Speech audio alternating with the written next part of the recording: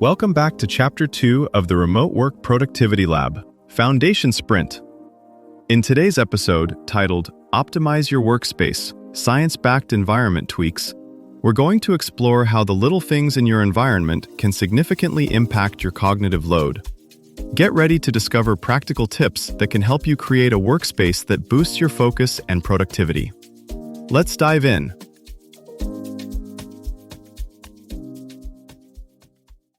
In one study, a simple desk move closer to daylight cut eye strain complaints by more than 3/4. Same job, same computer, same person. Pause on that for a second. Not more willpower, not better software, just a few feet of space changed how the brain performed.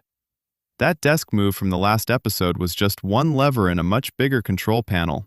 Today, we're going to treat your workspace like a live experiment, not a fixed piece of furniture. Environmental psychologists have spent years showing that small shifts in light, sound, and visual order can change how quickly you enter deep focus and how long you stay there, often within minutes.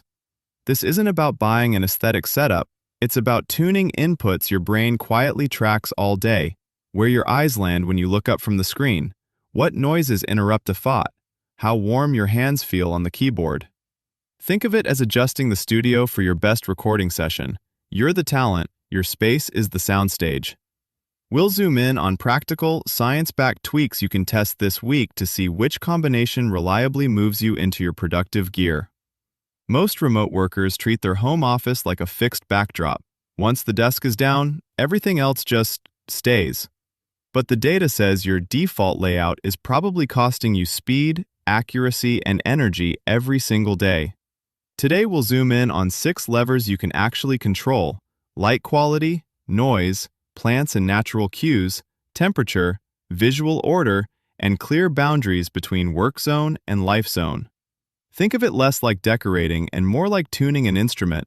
Tiny adjustments in tension, height, or position can suddenly make the whole system resonate instead of fight you. Here's where we get specific.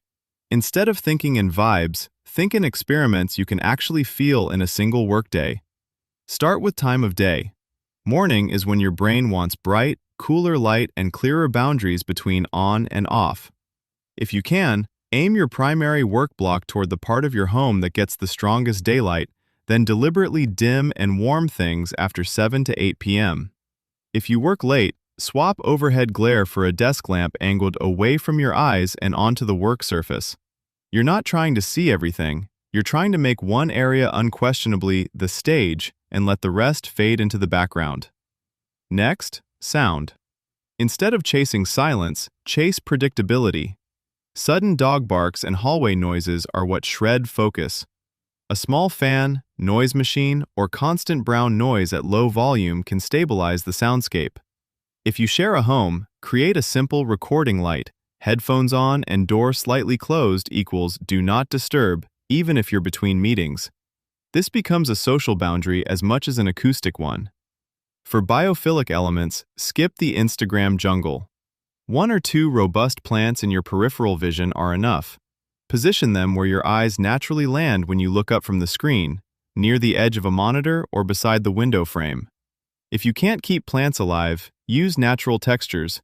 A wooden desk surface, a stone coaster, or a fabric with visible weave can quietly nudge your brain toward non-office calm while you work.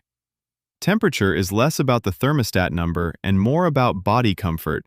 Cold fingers and toes pull attention away from the task. Try keeping a light layer you only wear for work and a small space heater you can switch on for your first deep focus block. That consistent work uniform plus temperature pairing becomes a mental trigger. This is the mode where I move faster and make fewer mistakes. Finally, on visual order and boundaries, don't aim for minimalism, aim for clarity.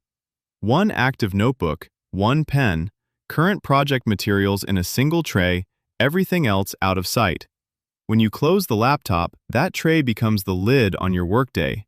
Move it to a shelf, and your brain gets a clean, unambiguous, "we're done here" signal. Now take this further by treating each tweak like a micro upgrade you can toggle on or off. For example, create 2 distinct setups, one for deep thinking, one for admin. In your deep focus mode, You might pair a single lamp, closed door, and a specific playlist. For admin mode, overhead light, door open, and lighter music. You're teaching your brain to recognize which scene it just walked into. You can also stack queues.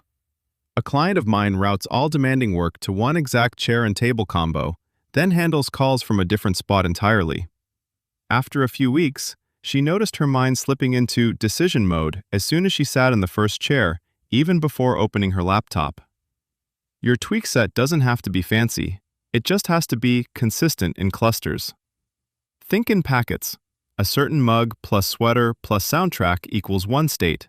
A different packet signals another. Over time, switching the packet becomes faster than trying to will yourself into focus from scratch. Expect the next wave of tools to treat your workspace like a living dashboard that learns you over time. Instead of you nudging the lamp or heater, your setup will quietly adapt to patterns it sees. When you tackle complex work, when you slip, when you're done. Think less smart gadget, more responsive climate system. The interesting question won't be, can we tune spaces to people, but who decides the settings? You, your boss, or the algorithm watching your workday? Your challenge this week: run one Workspace A/B test per day. Swap only a single variable, chair position, background sound, or where you park your notebook, and jot how long it takes to click in. Treat it like tuning an instrument. Minor twists, then listen closely. By Friday, keep the settings that make deep work feel less like a push and more like a downhill run. This was Owl Up, your daily step forward. To keep learning with structured courses and more insights, go to owlup.co. Until tomorrow!